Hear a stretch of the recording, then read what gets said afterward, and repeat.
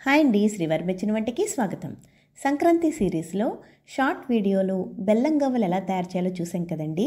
ఈరోజు మన వీడియో రవ్వ కొబ్బరి కజ్జికాయల్ని ఎలా తయారు చేయాలో చూద్దాము. ముందుగా మీకు కనుక వీడియో నచ్చినట్లయితే లైక్ చేయండి, షేర్ చేయండి.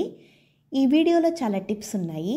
ఆ టిప్స్ కనుక ఫాలో అయితే కనుక చేసుకుంటే మనకు కూడా ఎంతో టేస్టీ అయిన రవ్వ కజ్జికాయలు ఇంట్లోనే ప్రిపేర్ చేసుకోవచ్చు.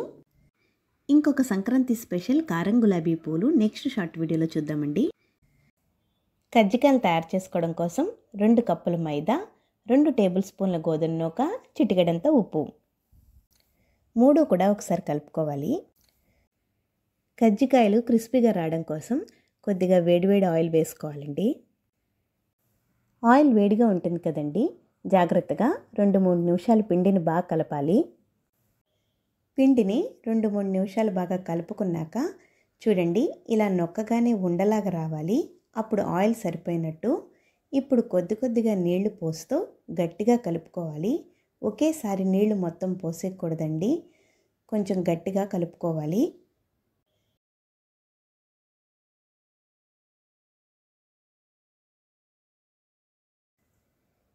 ఇలా కలుపుకోవాలండి.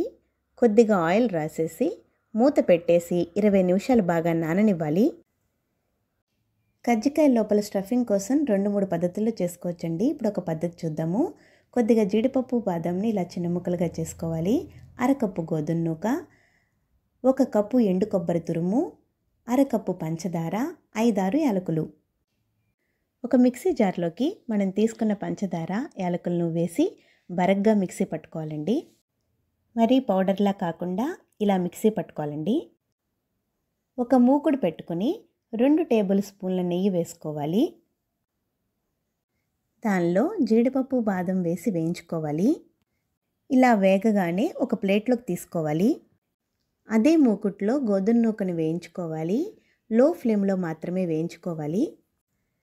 గోధుమ నూక రంగు మారేంత వరకు, కమ్మటి వాసన వచ్చేంత వరకు వేయించుకొని తర్వాత కొబ్బరి తురుము కూడా వేసేసుకుని 2 నిమిషాల పాటు వేయించి స్టవ్ ఆఫ్ చేసుకోవాలండి. మొత్తం అంతా ఒక బౌల్లోకి వేసుకుని దానిలోనే జీడిపప్పు కూడా వేసేసుకుని చల్లారేంత వరకు కూడా అలాగే వదిలేయాలండి. చల్లారాక మాత్రమే పంచదార కలపాలి, లేకపోతే పాకం కింద వచ్చేస్తుంది. రవ్వ కొబ్బరి మిశ్రమం చల్లారిపోయిన వెంటనే పంచదార కలిపేసుకుంటే కజ్జికాయ లోపల స్టఫింగ్ రెడీ అయిపోయినట్టేనండి. నానబెట్టుకున్న పిండిని ఒకసారి మొత్తం అంతా కలుపుకుని చిన్న చిన్న ఉండలుగా తీసుకుని ఇలా చపాతీలాగా ఒత్తుకుని కజ్జికాయ చెక్క తీసుకుని దాని చుట్టూ కొద్దిగా మైదా జల్లుకోవాలండి. దీని మూలంగా చపాతీ దానికి అతుక్కుపోకుండా ఉంటుంది. చపాతీ పెట్టేసుకొని 2 స్పూన్ల రవ్వ మిశ్రమాన్ని వేసుకోవాలి. మీరు తీసుకున్న స్పూన్ బట్టి పెద్ద స్పూన్ అయితే 1 స్పూన్ సరిపోతుంది.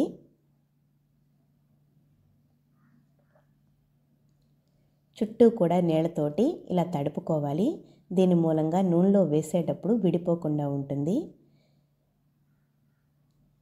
ఇలా తడుపుకున్నాక నెమ్మదిగా క్లోజ్ చేసుకుని గట్టిగా నొక్కాలండి. కజ్జికాయ చెక్కని గట్టిగా నొక్కి మిగిలిన పిండి మొత్తాన్ని తీసేయాలి. కజ్జికాయ చెక్కలోంచి తీసాక చివరున్న ఎక్స్ట్రా మైదాని కట్ చేసుకోవాలండి. అప్పుడు అందంగా కజ్జికాయ షేప్ వస్తుంది. అన్నీ కూడా ఇలాగే తయారు చేసుకోవాలి.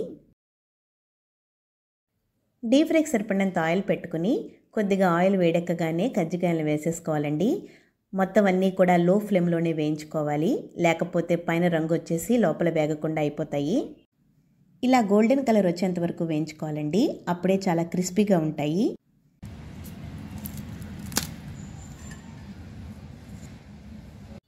చూసారు కదండి ఎంత క్రిస్పీగా వచ్చాయో కజ్జికాయలు. మీకు కనుక వీడియో నచ్చినట్లయితే మీరు కూడా ట్రై చేసి ఎలా వచ్చిందో నాకు కామెంట్ చేయండి. లైక్ చేయండి, షేర్ చేయండి, సబ్స్క్రైబ్ చేయడం మర్చిపోకండి. శ్రీవర్మిచ్చిన వంట. Thank you for watching.